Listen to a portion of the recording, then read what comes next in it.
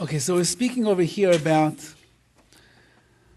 the name Yisrael and the name Yishmael, and we said that Yishmael uses its power, it uses its might, it has this connection to Hashem because God's name is in his name. And our job as the Jewish people to combat the power of Yishmael is to strengthen the power of Yisrael. And therefore, the more that we understand what it means to be Yisrael, what it means to be a Jew, and the more that we are connecting to our spiritual power and our abilities, so that itself can push away the impact and push away the powers and push away the dangers, so to speak, that Yishmael is always trying to bring to this world. So that means that we have to appreciate it. And he pointed out over here that Yaakov Avinu was originally called Yaakov, and then he won the battle against the angel, and he was called Yisrael. And Yisrael always is the higher level of existence, the higher level of spirituality, the higher level of, I don't really need the things here in this world to be able to survive and to keep moving. I need to be more connected to the higher spiritual heights to fulfill my purpose here in this world. And he says like this, he said, I was fortunate to hear from the words of Rav Shach, who was in his time, he passed away already. I think it's something like 20-something years ago. He was what we would probably call the leader of Torah Jewry in the world. He was in the yeshiva in Bnei Brak in Panovich, and he was the Rosh Yeshiva over there, and he at the same time was pretty much making all of the major decisions for Torah Jewry in Israel and throughout the world. And he was a very big person. Not physically, he was very short physically, but he was very big in the shoulders, the broad shoulders that he had. So he said something, this is Livnei Ka'arba Esrei 14 years. This is 14 years before, and he's already passed away 20-something years. So this statement was maybe said close to 40 years ago. And he said like this, the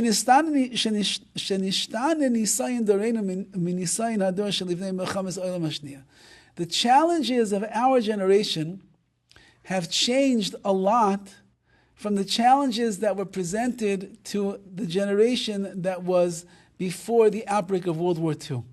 He's talking about the Jewish people, that what the Jewish people were contending with historically then is not what we are contending with historically right now. Before the Second World War, before the Holocaust, there was something called the Haskalah, which was known as the Enlightenment, where unfortunately many of the youths of the Jewish people who were living in Europe, and many coming from fine, wholesome houses of Torah and mitzvahs, they got swept up in this idea of being enlightened. And the enlightenment was that you don't need Torah and you don't need mitzvahs to be a Jew. You just have to be a cultured individual. And they were convincing hundreds and thousands and tens of thousands of the young Jewish teenage men and women to abandon their faith and abandon their practice of Judaism. And that was a major challenge that was going on. Even all of Germany, if you know that why they say that the Holocaust began in Germany. Germany was like the center of all of this. Germany was the enlightened Jew.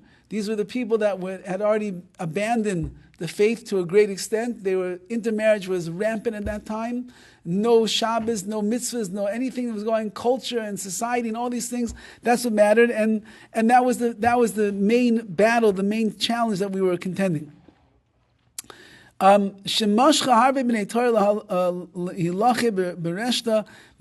even frum children, frum teenagers and the like, they were caught up in the nets and the traps of the Haskalah of the Enlightenment. But after the war was over, the Holocaust and the dust settled, all of these apikorsim, all of these heretics who believed in this concept called being enlightened, they were gone from the world. They were it was like burned up together in the gas ship. All of that was lost. We don't find them anymore amongst the Jewish people. We don't find enlightened people. After the war was over, there were two camps. That was it.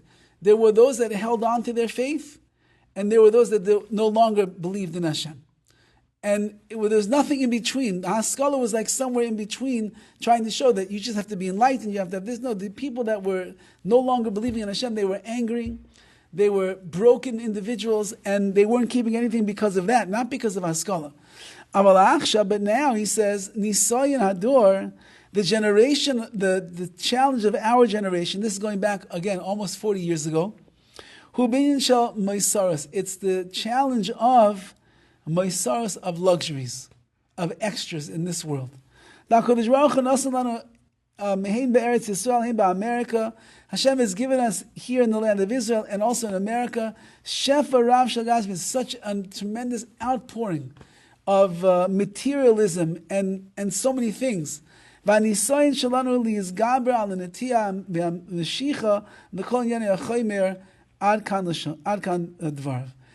Shach said that the real nisayon, the real test that we have is to strengthen ourselves and not to be drawn after everything that there is in the material world, all the pleasures and all the extras and all the luxuries, in order to remain a sacred member of the Jewish people. And he explains, we see this with our own eyes.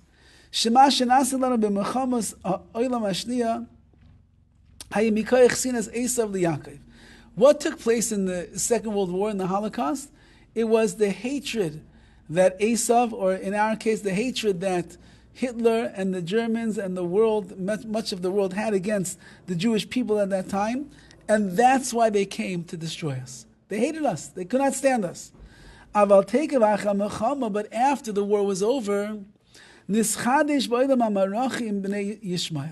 so now he says that is over. The war of Esav, the war of Amalek, the war that was with them, that's gone. That's finished. And now we are contending with Yishmael. Everything shifted at that point. The Arabs who were not so much, even though that you'll know, historically, they were also involved with different things in the Holocaust as well. Hitler, Yamach Shema, had meetings with one of the main sheiks, one of the main Arab sheiks, I forget what his name was, that was around at that time, but they were not involved in the destruction, the mass murder of 6 million Jews. After the war was over, so the Arabs came back into play. And now, he writes, becomes this challenge that we have with the luxuries and the extra things in this world. What does that mean? In order for us to be able to overpower Yishmael, it's not enough that we just remain on the level of Yaakov. Yaakov, remember, there's Yaakov and there's Yisrael. Yaakov is the lower spiritual plane. Yisrael, we have to be worthy of the name of Yisrael. These are, again, this is a strong stance that he's taking over here, which is that we have to find ways to separate ourselves from the pleasures of this world. And that's how we become more Yisrael. Yisrael is the higher level. This is the more spiritual level. It's the one that we can't eat from the what is it called? The hind quarter. The hind quarter. We cannot eat from the hind quarter. And that we said that's the hind quarter, the thigh, that's a place of desires and all different things. And therefore Yaakov is separated from that right now in this world. He doesn't have all that. Rather, we need to strengthen ourselves in our pursuit of the wisdom of the Torah, and to hold ourselves back from indulging too much here in this world. And the more that we do that, then we're called Yisrael. We are worthy of that spiritual name. Then we're going to be able to combat the power of Yishmael. Yishmael is a very lowly nation. And when Klal Yisrael only functions in the world of Yaakov, we're also a bit in the world of lowliness. But when we elevate ourselves above this world and above the fleeting pleasures of this world, and we control ourselves in certain areas, then we go to a higher plane of existence called Yisrael. We're much more spiritual.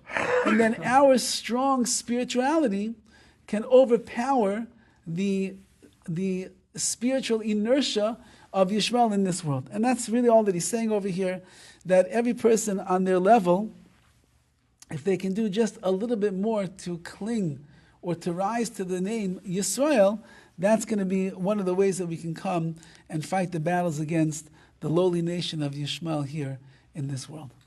You mentioned Esau. How does he enter the picture? Because Esav is always indicative of the non-Jewish world that despises the Jewish people. We say that for Esav is like the prototype of the nations that rise up against us. We see that Esav despised Yaakov in the Chumash. He was out to get him all of the time. And so we know that Esav, son of Yaakov, Esav despises Yaakov, and therefore whenever we'll see a nation rise up against us, even though they're not exactly Esav, for example, Germany is known to be Amalek, not Esav, nevertheless, it's called that idea that it's their hatred of the Jewish people that's motivating them to do what they do. He was Jewish. Even though that Esav was Jewish, yes, correct. Ishmael was not considered Jewish. Well, right. No, his mother was Hagar. Right. She wasn't. So Esau and Ishmael are working together, basically. Well, they have the same mission in life. They have the same mission in life, which is to destroy the Jewish people.